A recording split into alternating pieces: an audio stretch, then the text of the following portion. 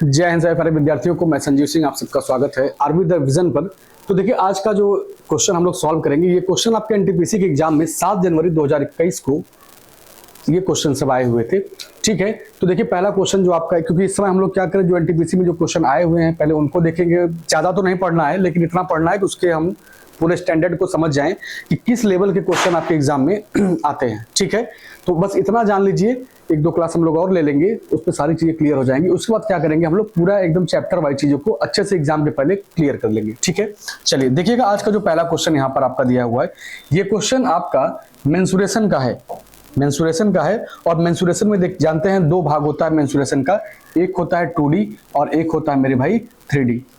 2D में क्या बताते हैं आप, क्षेत्रफल बताते हैं, एरिया बताते हैं, और 3D में क्या बताते हैं, आयतन बताते हैं। ठीक है, चलिए तो यहाँ पर हमको क्या बताना होगा, यहाँ पर जहां जहां क्षेत्रफल पूछ दे, जैसे इस क्वेश्चन में देखिए तो दिया क्षेत्रफल क्या होगा, जहां पर क्षेत्रफल की बात करें क्वेश्चन में, आप समझ जाया करिए वो 2D की बात कर रहा है। आइए क्वेश्चन को पढ़ते हैं। लिखा है एक 21 सेंटीमीटर त्रिज्या वाले एक वृत्त में एक वृत्तखंड काटा जाता है, वृत्तखंड का कोण 40 डिग्री है, वृत्तखंड का क्षेत्रफल ज्ञात कीजिए। चलिए समझिएगा फिगर कैसा रहा होगा। जैसे एक कोई सर्कल है, एक कोई सर्कल है, इस सर्कल में अगर आप ध्यान से देखें तो ये इसका सेंटर है, और सेंटर से 40 डिग्री का एंगल बनाया गया है। कितने का बनाया गया है, 40 डिग्री का एंगल बनाया गया है। कह रहा है इसका एरिया बताइए, पूरे इस भाग का एरिया क्या होगा आपको वही बताना है। ठीक है, चलिए तो आप जानते हैं कि जो वृत्त का क्षेत्रफल होता है उसका फार्मूला होता है पाई आर स्क्वायर। क्या होता है, पाई आर स्क्वायर। ये कंप्लीट वृत्त का क्षेत्रफल होता है। ठीक है, ये पूरे वृत्त का क्षेत्रफल होता है, लेकिन आपको पूरा नहीं बताना है, आपको जो सेंटर से 40 डिग्री का एंगल बन रहा है केवल इसका एरिया बताना है। तो हमको ये पता है कि वृत्त का क्षेत्रफल जो होता है वो पाई आर स्क्वायर होता है, लेकिन मुझे पूरा नहीं बताना है, हमको बताना है केवल 40 डिग्री। तो यहाँ पे क्या लिखेंगे आप, 40 डिग्री, और टोटल कितना होता है, टोटल एंगल अगर आप देखेंगे तो 360 डिग्री होता है। तो नीचे क्या लिखेंगे आप, 360, क्योंकि टोटल जो वैल्यू होता है वो नीचे रहता है, जिसकी डिमांड रहता है वो कहाँ रहता है, ऊपर रहता है। तो टोटल आपका 360 है, डिमांड किसकी है, डिमांड है 40 की, यहाँ पर हो गया 40। बस इसी को आप सॉल्व कर दीजिए, आपके सवाल का आंसर आ जाएगा। ठीक है, ध्यान से देखिएगा, पाई का मान क्या होता है, 22/7। और यहाँ पर अगर आर की बात करें तो रेडियस आपका दिया हुआ है 21, यहाँ पे क्या लिखेंगे आप, 21 × 21। उसके बाद यहाँ पर हो जाएगा 40 और नीचे हो जाएगा 360। बस इसी को सॉल्व कर दीजिए। चलिए 40 से काटेंगे कई बार में, 9 बार में कटेगा। 7 से काटेंगे इसको 21 को 3 बार में, 3 से काटेंगे 9 को 3 बार में, 3 से काटेंगे 21 को 7 बार में, 7 से गुणा करेंगे 22 में, तो 7 दूनी 14, 7 दूनी 14 और 1 15 हो जाएगा। तो 154 सेंटीमीटर स्क्वायर आएगा, 154 सेंटीमीटर स्क्वायर। ऑप्शन आपका बी वाला सही हो जाएगा। ऑप्शन क्या होगा, बी ऑप्शन आपका करेक्ट हो जाएगा। चलिए अगला क्वेश्चन देखिए, यहाँ पर सेकंड क्वेश्चन। सेकंड क्वेश्चन आपका स्पीड टाइम डिस्टेंस से, चाल समय दूरी से है। लिखा है दो पुरुष एक स्थान से एक ही दिशा में क्रमशः 5 किलोमीटर प्रति घंटा और 5.5 किलोमीटर प्रति घंटा की चाल से यात्रा शुरू करते हैं, तो वह कितने समय में एक दूसरे से 8.5 किलोमीटर की दूरी पर होंगे, कितने समय में होंगे। देखिए एक बात मैं आपको बताऊं, जैसे देखिए मान लीजिए कि यहाँ पर पहला व्यक्ति है, यहाँ पर पहला व्यक्ति है, और इसी के साथ ये भी खड़ा है इसी स्थान पर, बस आगे पीछे हैं, बस ये यहाँ पर है, यहाँ पर है, और इनका जो है एक ही दिशा में इनकी यात्रा भी चल रही है। पहले वाले की स्पीड क्या है, 5 किलोमीटर प्रति घंटा, दूसरे वाले की स्पीड क्या है, 5.5 किलोमीटर प्रति घंटा। कह रहा है कि जो दूरी इनके बीच की होनी चाहिए वो 8.5 किलोमीटर की दूरी होना चाहिए। हमने कहा अगर 1 घंटा इसको चला दीजिए, आप 1 घंटा इसको चला दीजिए और 1 घंटा इसको चला दीजिए, तो आप कहेंगे ये 5 जाएगा, 5.5 जाएगा, तो 1 घंटे का जो गैप आएगा, 1 घंटे का जो गैप आएगा मेरे भाई वह 0.5 किलोमीटर होगा। कितना होगा, 0.5 किलोमीटर। लेकिन डिमांड किसकी कह रहा है, कह रहा है कि 8.5 किलोमीटर होना चाहिए। 0.5, या उसको उल्टा भी लिख सकते हैं कि 0.5 किलोमीटर जाने के लिए इसको 1 घंटा लगता है, इसको 1 घंटा लगता है। तो बताइएगा अगर इस पॉइंट को आप हटाना चाहें, पॉइंट को अगर आप हटाना चाहें तो आप ऐसे भी लिख सकते हैं कि 1 किलोमीटर बराबर क्या आएगा, 1 किलोमीटर बराबर हो जाएगा 1/8 0.5। बड़े आराम से कर सकते हैं, कोई दिक्कत नहीं आएगी। लेकिन पूछा है 8.5 किलोमीटर, तो 8.5 किलोमीटर से यहाँ गुणा करिए, तो 8.5 किलोमीटर से आप यहाँ भी गुणा करेंगे और नीचे हो जाएगा आपका 0.5। तो आप इस पॉइंट से पॉइंट को कैंसिल कर दीजिए, इस पॉइंट से इस पॉइंट को कैंसिल कर दीजिए। 5 से काटेंगे 85 को 17 बार में, मतलब 17 घंटे में क्या होगा, यह 8.5 किलोमीटर की दूरी तय कर लेगा और ऑप्शन आपका डी करेक्ट हो जाएगा। तो ऐसे क्वेश्चन है, अगर आप चाहें, अगर आपका प्रैक्टिस अच्छे से रहे तो ऐसे क्वेश्चन को सॉल्व करने के लिए आपको पेन चलाने की आवश्यकता ही ना पड़े। लेकिन अभी क्या है, सीखना है, समझना है सारी चीज़ों को, तो ऐसा ज़बरदस्ती हम लोग नहीं करेंगे कि नहीं पेन नहीं चलाएंगे, ऐसे क्वेश्चन देख के सॉल्व करेंगे। ये करेंगे, अभी पहले पढ़ लेंगे, सब कुछ जान जाएंगे, आगे चलकर ऐसा करेंगे। ठीक है, यहाँ पर देखिए तीसरा क्वेश्चन नंबर सिस्टम का क्वेश्चन है। लिखा जब संख्या n को 5 से भाग दिया जाता है तो शेषफल मेरे भाई 2 बचता है। यदि n स्क्वायर को 5 से भाग दिया जाए तो शेषफल कितना बचेगा। अब इसका एक शॉर्टकट होता है, लेकिन मैं आपको शॉर्टकट बताऊंगा बाद में, पहले ध्यान से देखिए। जैसे मान लीजिए कोई संख्या है 7, कोई संख्या क्या है, कोई संख्या है आपके पास 7 है। जब 7 को आप 5 से डिवाइड करते हैं तो शेषफल मेरे भाई 2 आएगा। शेषफल क्या आएगा, 2 आएगा। लेकिन कह रहा है कि जब संख्या आपका 7 था तब 2 आता था, लेकिन जब 7 का स्क्वायर करेंगे तो ये क्या हो जाएगा, 49 हो जाएगा। और 49 को अगर 5 से भाग देंगे तो उस कंडीशन में जो शेषफल आएगा आपका, वो शेषफल 4 हो जाएगा। और ऑप्शन देखिए सी आपका करेक्ट हो जाएगा। ऑप्शन क्या होगा, सी करेक्ट हो जाएगा। लेकिन ये काम अगर मुझे ना करना हो, मैं चाहूं कि मुझे कुछ भी ना करना रहे, मैं केवल क्वेश्चन को देखूं और उसका आंसर दे दूं मात्र 2 सेकंड के अंदर, तो हम लोग क्या करेंगे, जब संख्या n था तब शेषफल आपका 2 आ रहा था। जब संख्या आपका n स्क्वायर हो गया तो जो शेषफल आता था उसका स्क्वायर कर दीजिए। तो शेषफल अभी तक 2 था, जब संख्या का स्क्वायर करेंगे तो शेषफल का भी स्क्वायर करेंगे और इस क्वेश्चन का जो आंसर आएगा 4 आएगा। मतलब with in term of 2 second के अंदर आप क्वेश्चन का आंसर देकर अपना काम कर सकते हैं। ठीक है, चलिए अब ये देखिए क्वेश्चन आपका 4th नंबर का है। ये क्वेश्चन आपका बोर्डमास नियम पर आधारित है, कैलकुलेशन करना है, कुछ इसमें बहुत विशेष तामझाम नहीं है। चलिए अब इसको ध्यान से सॉल्व करिएगा। ये लिखा है 1/2, तो 1/2 हमने भी लिख दिया। अब डिवाइड लिखा है, आपस में इस ब्रैकेट को अगर सॉल्व करेंगे तो ये हो जाएगा 1/4। कितना हो जाएगा, 1/4 हो जाएगा। उसके बाद देखा जाए तो ये 1/2 हो गया प्लस 1/2। अब ब्रैकेट को सॉल्व करिए तो यहाँ पे देखेंगे 3/16 हो जाएगा। कितना हो जाएगा, 3/16 हो जाएगा। 4 × 4 हो जाएगा 3/16। अगर इस डिवाइड को हटाते हैं आप तो 16 ऊपर चला जाएगा और 3 नीचे चला आएगा। ठीक है, क्योंकि ये सारी बातें बहुत बेसिक चीजें हैं। अच्छा मैं बता भी देता हूँ क्यों। जैसे मान लीजिए लिखा है x/y और यहाँ पे लिखा है P/Q। अगर ऐसा लिखा है, क्योंकि सेम यही केस यहाँ पर भी है, अगर ऐसा लिखा है तो आप क्या करेंगे, इसको आपको पता है कि x/y होता है और ये मेन बटा होता है P/Q। तो सबसे जो नीचे वाला होता है ऊपर जाता है, तो दोनों बेचारे बीच वाले आपस में मल्टीप्लाई कर लेते हैं। तो ये होता है क्या, x × Q और ये होता है y × P। ठीक है, चलिए तो अगर आप इसको ध्यान से देखें तो Q कहाँ गया है, ऊपर गया है। Q कहाँ गया है, देखिए Q नीचे से ऊपर चला गया है और P ऊपर से नीचे चला आया है। तो अगर मैं इसको यहीं पर सॉल्व करना चाहूँ बिना इतना कुछ किए, तो हमारा काम क्या रहेगा कि अगर इसको हम लोग डिवाइड को हटाते हैं, मल्टीप्लाई में चेंज करते हैं, तो जो 3/16 लिखा था वो क्या हो जाएगा, वो 16/3 हो जाएगा। और 2 से अगर इसको काटेंगे तो ये 8 बार में कट जाएगा, 8/3 हो जाएगा। चलिए अब इसको और सॉल्व करिए, ध्यान से देखिएगा। यहाँ पर लिखा था डिवाइड, ठीक है। चलिए इसको और सॉल्व करिए। तो पहला काम क्या है कि यहाँ पे 1/2 है, यहाँ पर 1/4 है। तो सॉल्व पहले बोर्डमास के नियम में क्या आता है, पहले क्या आता है भाई, पहले आता है कि ब्रैकेट को सॉल्व करेंगे, ब्रैकेट के बाहर जब आएंगे तो डिवाइड को सॉल्व करेंगे। तो 1/2 लिखा है यहाँ पर, और अगर यहाँ पर डिवाइड है तो 4 ऊपर चला गया और 1 नीचे आ गया। 2 से काटेंगे 4 को तो 2 बार में कट जाएगा। मतलब ये पूरी वैल्यू आपकी कितनी हो गई, ये पूरी वैल्यू 2 हो गई। और इसमें 1/2 से गुणा करना है आपको, प्लस क्या लिखना है, 8/3 लिखना है। इस 2 से इस 2 को काट दिए तो कितना हो जाएगा, 1 + 8/3। तो 8 3 = 3, 8 3 11/3 आएगा। 11/3 आपके सवाल का आंसर आएगा। और ऑप्शन देखा जाए तो पहला ऑप्शन आपका सही हो जाएगा। ऐसे क्वेश्चन जो होते हैं अक्सर क्या करते हैं लोग, गलतियां कर देते हैं। लेकिन ये क्वेश्चन जो होते हैं आपको वो फ्री के नंबर देते हैं। क्या करते हैं, फ्री के नंबर देते हैं। लेकिन इसके लिए आपको एकदम धैर्य बनाकर क्वेश्चन को सॉल्व करना रहेगा। अब जो बच्चा नहीं जानता होगा बोर्डमास नियम, वो क्या करेगा कि यहाँ पर इसको सॉल्व नहीं करेगा, पहले ब्रैकेट को तोड़ेगा और यहाँ पर 1/2 से गुणा कर देगा, तो ये हो जाएगा 1/8। तो यहाँ पे सारी चीजें क्या हो जाएंगी, मतलब अगर थोड़ी सी अभाव है तो आप यहाँ पर सब कुछ जानते हुए भी क्वेश्चन का आंसर नहीं दे सकते। इसलिए बोर्ड मास नियम को मैं यहाँ एक बार लिख के आपको बता देता हूँ कि होता क्या है। बोर्ड मास नियम में देखा जाए तो ये होता है ब्रैकेट, ये होता है आपका ऑफ को हिंदी में बोला जाता है का, ठीक है। ये होता है आपका मल्टीप्लाई, सॉरी डी नहीं लिखा गया भाई, यहाँ पे चलिए देखिए, यहाँ पे क्या होगा, डी होगा, फिर एम होगा, फिर उसके बाद ए और एस। ये होता है आपका डिवाइड, ये होता है मल्टीप्लिकेशन होता है, ये एडिशन होता है और ये आपका सब्ट्रैक्शन होता है माइनस, ठीक है। तो इस क्रम में जब कभी भी क्वेश्चन आपको इस तरह से दिखें तो इस क्रम को जरूर फॉलो किया करिए, क्वेश्चन आपका जीवन में कभी गलत नहीं होगा।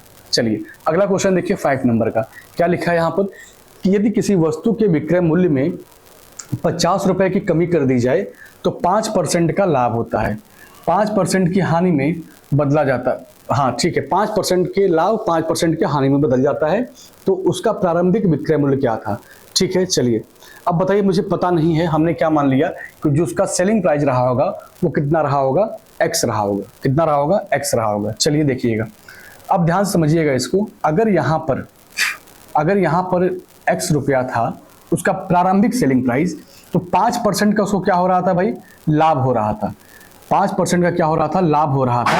ये कितना हो जाएगा आपका, क्योंकि सेलिंग प्राइस है तो ये हो जाएगा 105 और यहाँ पर हो जाएगा 100, ठीक है। चलिए अब इसको देखिए, 50 रुपए की कमी करते हैं तो ये हो जाएगा x माइनस 50, और ये जो 5% का प्रॉफिट था वो 5% के लॉस में चेंज हो चुका है, तो यहाँ पर क्या हो जाएगा, 1 कितना हो जाएगा 95, ठीक है। और जो कि परसेंट में है तो 100 से गुणा कर दीजिए, बस इसी को आपको सॉल्व करना है। देखिए इस 100 से इस 100 को कैंसिल कर दीजिए, 5 से काटेंगे 21 बार में, 5 से काटेंगे कितना आएगा भाई, 19 बार, ठीक है। चलिए क्रॉस मल्टीप्लाई करिएगा, ये हो जाएगा 19x हो जाएगा, और यहाँ पर अगर क्रॉस मल्टीप्लाई करेंगे तो 21x आएगा, और 21 में अगर हम 50 से मल्टीप्लाई कर दें तो 21 गुणे 5 कितना होता है, 105 होता है, ठीक है। तो 1050 हो जाएगा।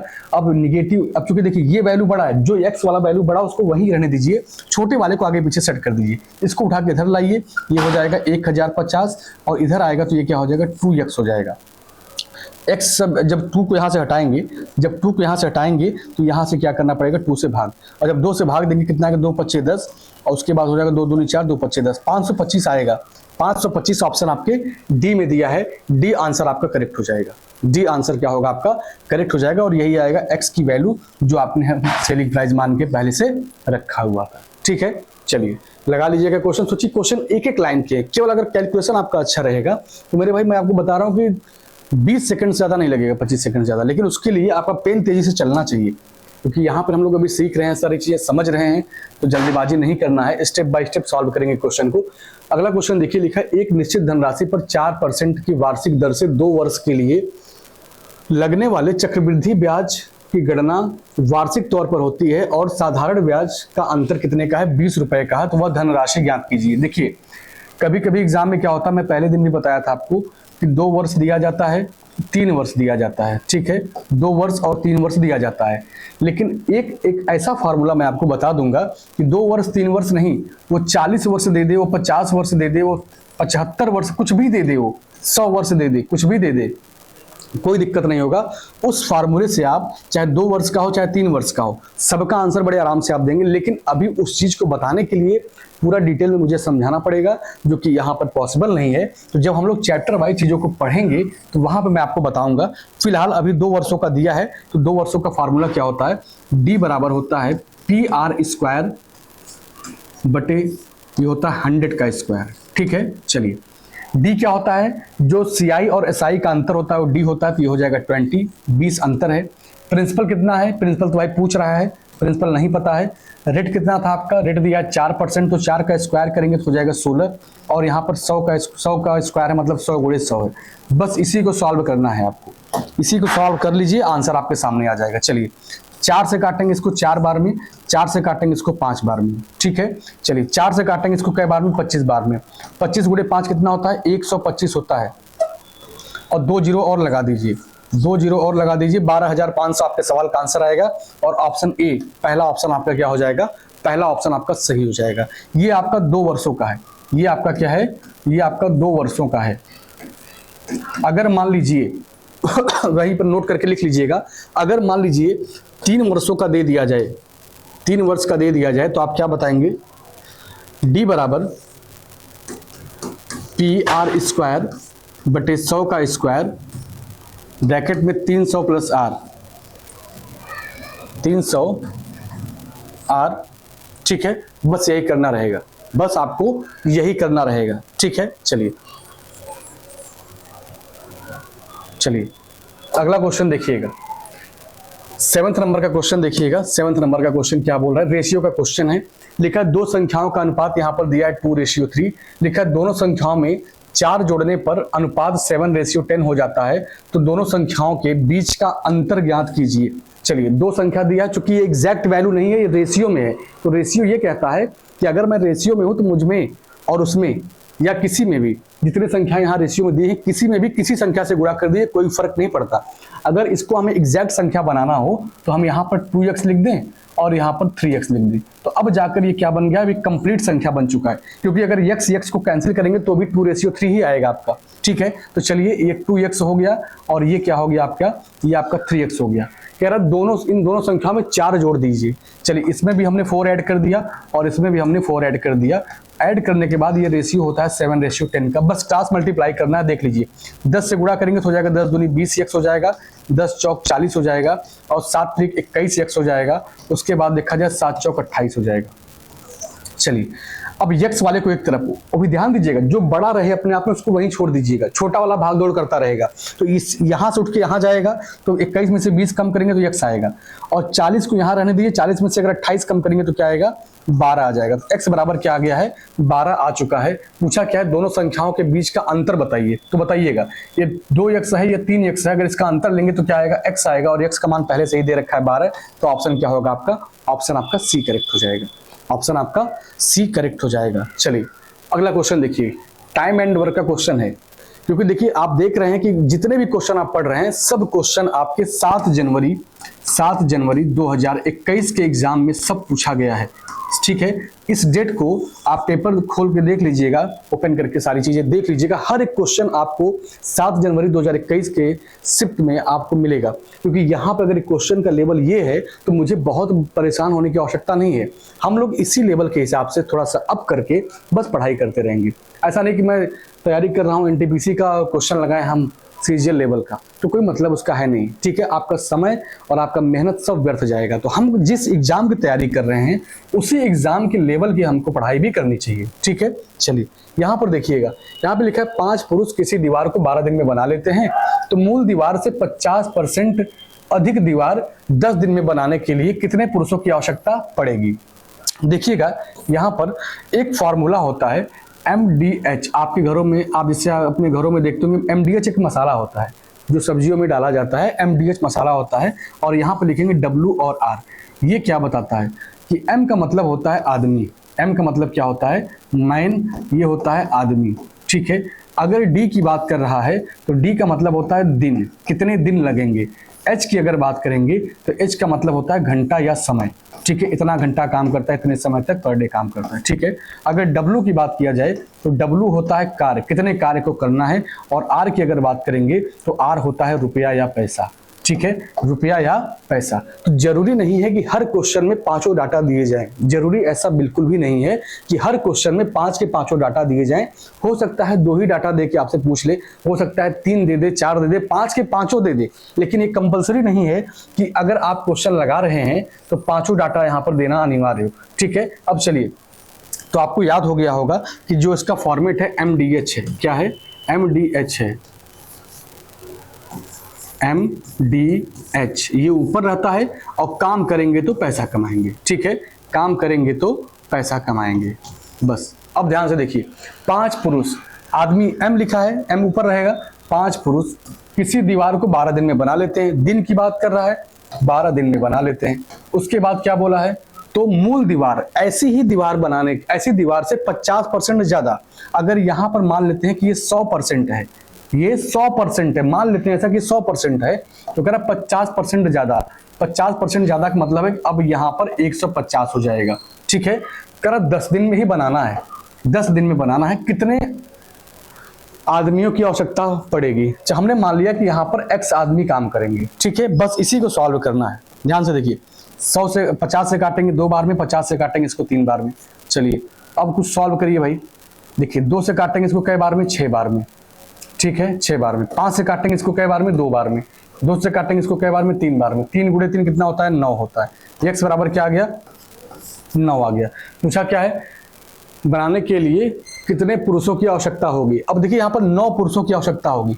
अगर इसी क्वेश्चन में थोड़ा सा बदलाव कर देता कि कितने अतिरिक्त पुरुषों की आवश्यकता होगी, तो आप कहते यही कि भाई 5 पुरुष पहले से थे, 9 लग रहे हैं, अब 4 अतिरिक्त पुरुष हमको और मंगाने पड़ेंगे, 4 अतिरिक्त पुरुष हमको और मंगाने पड़ेंगे। लेकिन यहाँ पर कह रहा है कि कितने पुरुषों की आवश्यकता पड़ेगी, हमने कहा 9 पुरुष चाहिए, ठीक है। तो जैसा क्वेश्चन वैसा जवाब।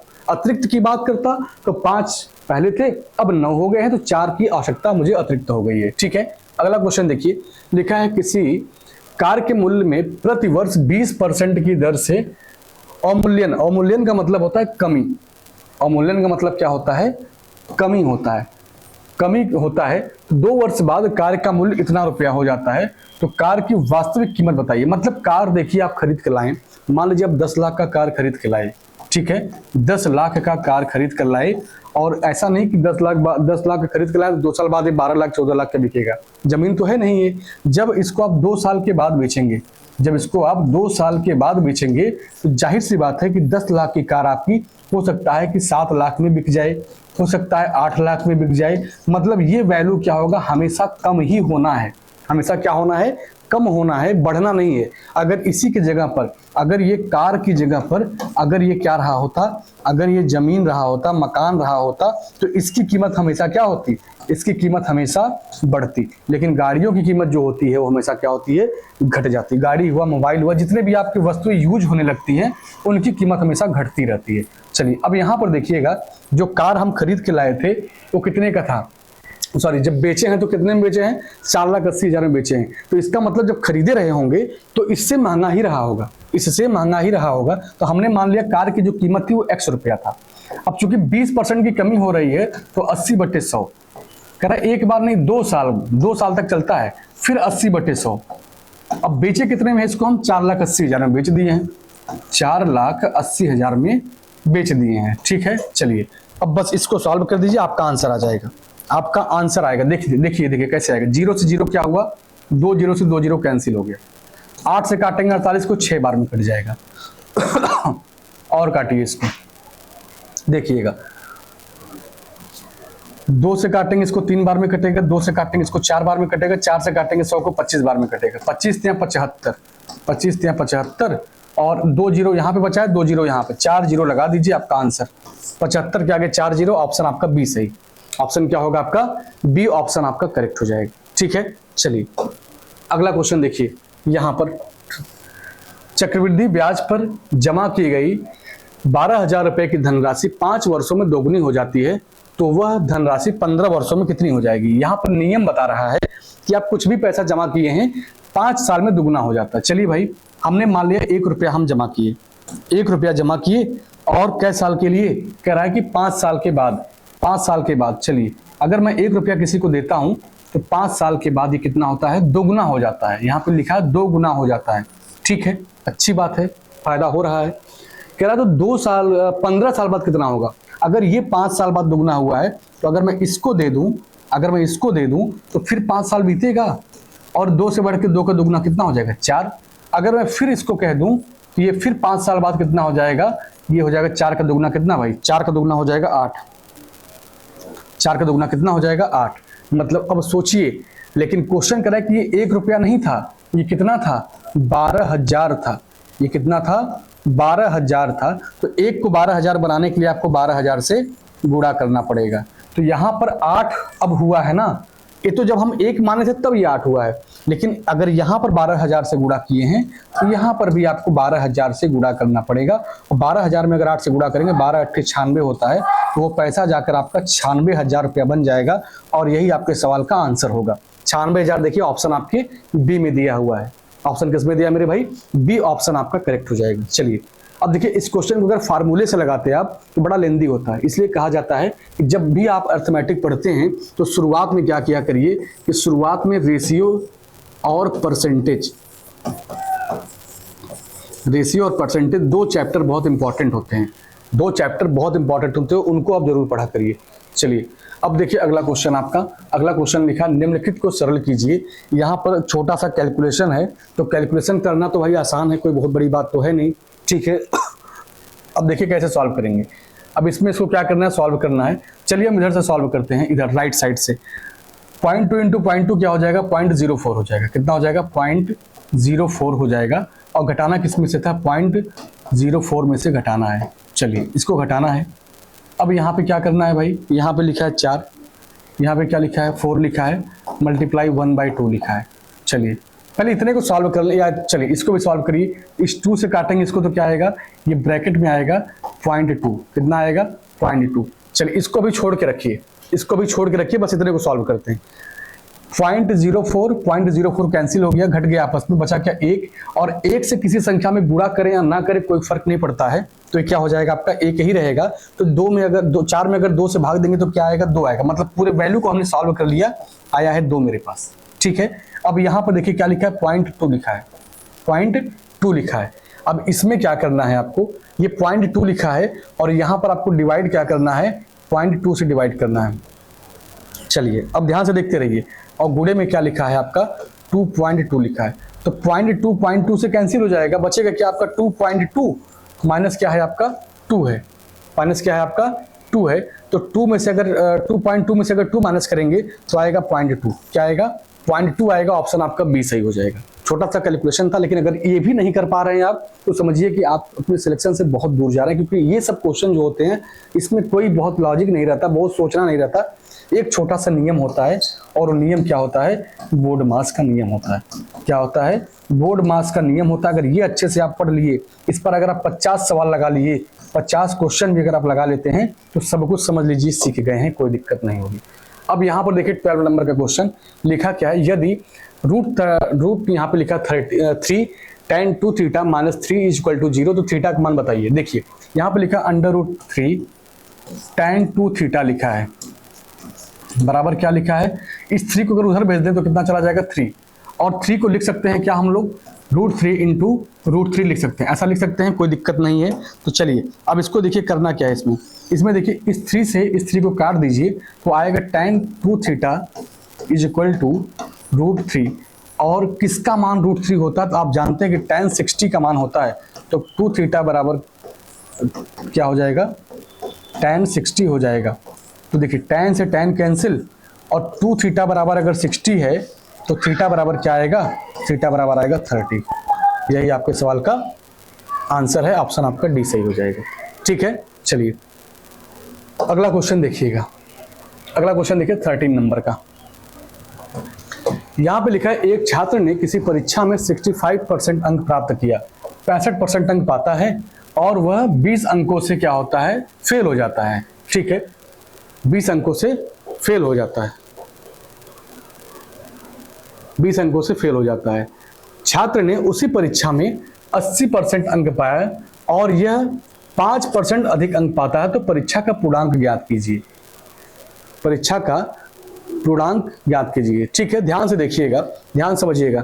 अगर मैं मान लूं कि परीक्षा का जो पूर्णांक था मेरे भाई वो कितना था, x था, कितना था, वह x रहा होगा।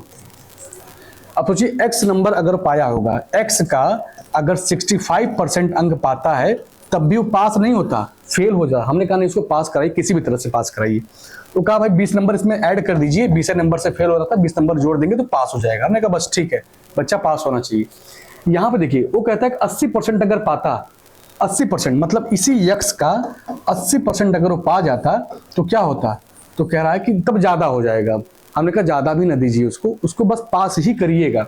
तो कह रहा है ठीक है, तो जितना उसका पूर्णांक था उसमें से 5% ज्यादा पाया है। हमने कहा बस वही वाला घटा दीजिए, आप इसमें से वही वाला क्या कर दीजिए, घटा दीजिए। बस इसी को आप सॉल्व कर लीजिए, आपके सवाल का आंसर 1 सेकंड में आ जाएगा। देखिएगा यहाँ पे भी 100 है, यहाँ पे भी 100 है, बेस इनका समान है। अगर बेस समान है तो अगर पॉजिटिव साइन है तो जुड़ेगा, नेगेटिव है तो घट जाएगा।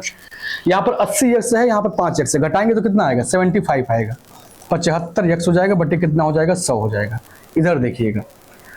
अच्छा एक काम करिए, x वाले को एक तरफ करिए, नंबर्स को एक तरफ कर दीजिए। ठीक है, अभी चलो छोड़ रखिए इसको। यहाँ पे देखिए कितना लिखा है 65x लिखा है बटे कितना है 100 प्लस कितना है 20 है। ठीक है, थोड़ा ऊपर नीचे हो गया है, थोड़ा ऊपर नीचे हो गया है। देखिए यहाँ पर प्लस कितना होगा 20 होगा, और इस बराबर को यहाँ से हटाइए, बराबर को यहाँ लगा दीजिए। हमने कहा x वाले को एक तरफ और नंबर्स को एक तरफ, तो x वाले में भी ध्यान दीजिएगा किसको किधर लाना है। जो ज्यादा बड़ा देखे उसको वहीं छोड़ दीजिए, छोटे वाले को इधर उधर ले जाइए।